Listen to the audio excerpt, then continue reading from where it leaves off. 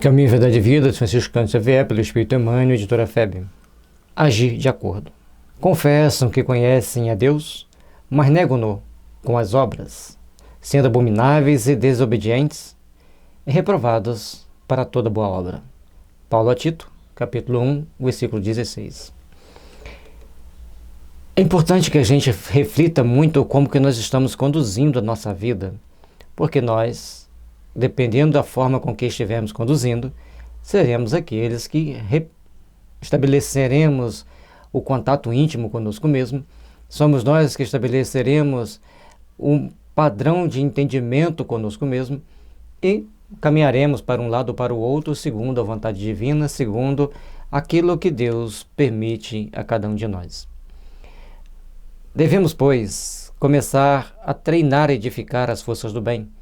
Devemos, pois, treinar a agir da forma compatível e condizente com a justiça divina, porque assim nós seremos filhos de nosso Pai que está nos céus.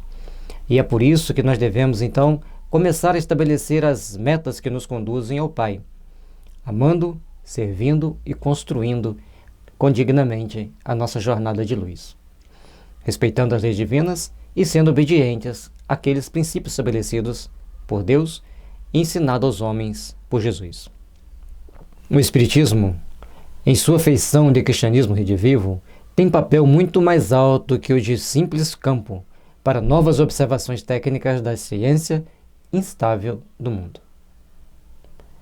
A ciência do mundo ela vai sempre progredindo e muitas verdades estabelecidas hoje, amanhã já não são tão verdades, daqui mais um tempo já não são mais verdade nenhuma. Mas algumas coisas na área da física e da química ainda prevalecem. Mas a cada momento vai se aperfeiçoando, vai descobrindo coisas novas, vai ampliando o campo de observação. Então ela ainda é instável, embora muitas leis estabelecidas pelos primórdios dos trabalhadores da ciência ainda valem. Maxwell criou as leis básicas que tudo que você vai estudar na eletrônica você tem que saber as leis de Maxwell. O próprio Newton criou também leis básicas da mecânica, que tudo que você for estudar você precisa das leis básicas da mecânica. Mas, apesar de tudo evoluiu, ganhou novos contornos, novas informações, novos entendimentos. Mas as leis da física continuam, as leis básicas da física continuam valendo. E simplesmente elas vão aprimorando. Da mesma forma, as leis espirituais. Moisés criou uma lei básica para aquele momento da humanidade. Jesus colocou uma sedimentação para a eternidade. E Kardec veio esclarecer as informações de Jesus. Então, para nós cristãos, precisamos entender que Moisés criou uma base de entendimento para todos. Jesus pegou essa base e colocou em prática, ensinando como que a gente deve amar, como que a gente deve perdoar, como que nós devemos agir uns para com os outros. E Kardec simplesmente veio mostrar para nós como entender Jesus. E principalmente entender a partir do prisma da reencarnação, porque a reencarnação é a mola mestra que vai nos impulsionar para as realizações excelsas da vida. A Terra até agora, no que se refere às organizações religiosas, tem vivido repleta dos que confessam a existência de Deus, negando-o, porém, através de suas obras individuais. É importante que a gente entenda que as nossas obras individuais vão estar sempre mostrando para nós quem nós somos, como nós estamos ainda no processo evolutivo. Por isso é de extrema importância a gente parar e observar. Eu falo em Deus, confesso que acredito em Deus, mas de que forma eu ajo perante os homens e perante as leis de Deus? Muitas das vezes, conforme a gente vê no livro Céu e Inferno, as pessoas passam aqui na Terra tranquilos, não fazem nada de errado perante as leis dos homens, mas chegam no mundo espiritual com a consciência pesada porque transgrediram demais as leis de Deus, às vezes, como o pessoal diz, na calada da noite. Ou aqui ninguém me conhece, eu posso fazer. Ou seja, vigiemos-nos, tornemo-nos pessoas mais conscientes das nossas responsabilidades e caminhemos para a luz, para o entendimento superior. O intercâmbio dos dois mundos, visível e invisível, de maneira direta, objetiva, esse reajustamento sentimental para que a luz divina se manifeste nas relações comuns dos homens. Intercambiar o mundo espiritual com o mundo físico faz parte do processo de reajustamento do sentimento dos seres humanos para que a luz divina um dia se manifeste nas relações comuns entre nós. Se nós começarmos a achar que a comunicação com os espíritos é uma coisa demoníaca, nós estaremos nos privando da mais importante ferramenta que Deus nos deu para nos aprimorarmos, para estarmos melhores e principalmente para começarmos a entender a bondade de Deus, a misericórdia divina e principalmente a trabalharmos instintivamente no bem, edificando as forças do amor e da paz por onde caminharmos, por onde passarmos. Façamos, pois, então, da nossa caminhada um ponto de referência para nós constantemente, trabalhando intimamente para nos fortalecer, trabalhando intimamente para nos fazermos melhores. Como conciliar o conhecimento de Deus com o menosprezo aos semelhantes?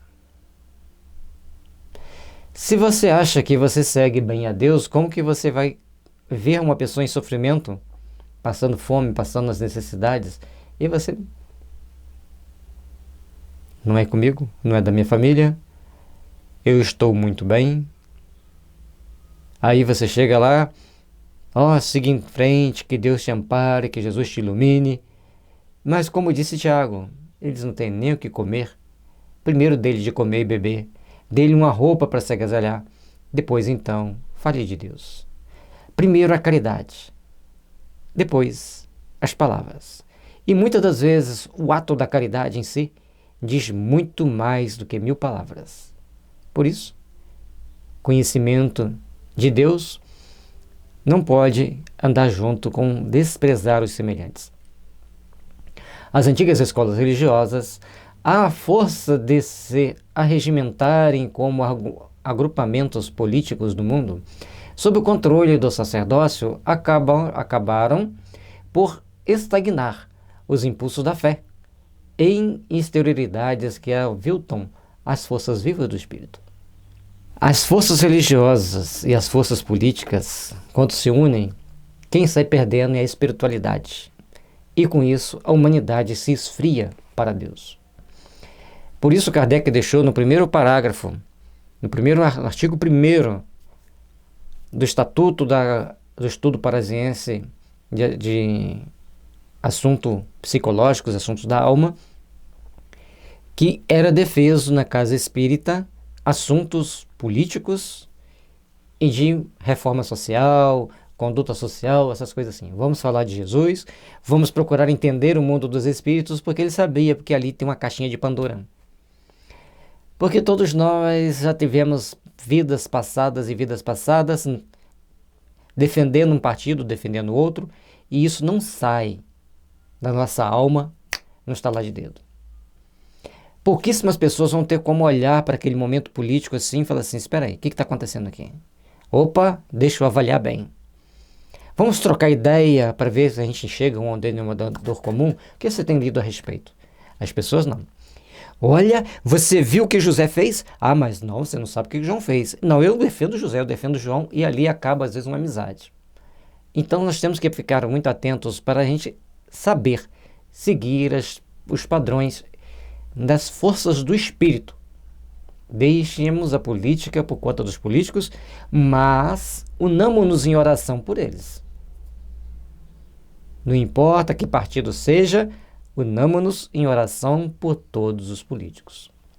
A doutrina consoladora da sobrevivência e da comunicação entre os habitantes da Terra e do infinito, com bases profundas e amplas no Evangelho, floresce entre criaturas com características de nova revelação, para que o homem seja, nas atividades vulgares, real afirmação do bem que nasce da fé viva.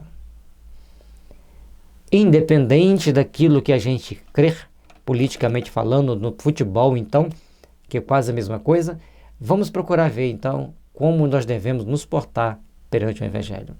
Agir de acordo com o Evangelho em qualquer situação, eleve o pensamento a Deus. Pai, desperte os políticos para Deus. Todo mundo pode fazer essa oração. E se nós, ao invés de gastarmos tanta energia falando mal deles, mentalizássemos, Pai, desperte os políticos para Deus, traríamos para dentro de nossos corações, para a nossa caminhada, forças incalculáveis do amor, da paz e do bem. Que saibamos agir, saibamos construir as forças vivas do amor, onde quer que estejamos. Saibamos colocar em nossa caminhada a luz que nos eleva, a luz que nos fortalece e a luz que ilumina nossos corações para as grandes realizações do amor e da paz. Jesus sempre contará conosco em todos esses trabalhos. Deixemos florescer em nós as características principais do bom cristão. A caridade acima de tudo, a compreensão com aqueles que pensam diferente de nós e a oração, elevando-nos o pensamento e o sentimento para que o Pai esteja sempre pronto ao amor, à paz e à verdadeira fraternidade que deve existir entre nós. Confessam que conhecem a Deus, mas negam-no as obras, sendo abomináveis e desobedientes, e reprovados para toda boa obra. Como nós estamos sendo julgados pelos nossos mentores, pelos nossos protetores. Avaliemos friamente e procuremos ser espíritos de bem, espíritos que colocam em prática as bases sagradas do amor, da paz e da fraternidade legítima. Caminho, Verdade e Vida, de Francisco Cândido Xavier, pelo Espírito Emmanuel, editora FEB. Uma pérola de luz que nos ilumina os caminhos que conduz a Jesus. Paz e luz, que as bênçãos do amor e da misericórdia estejam sempre iluminando nossos caminhos, iluminando nossas vidas. Paz e bem.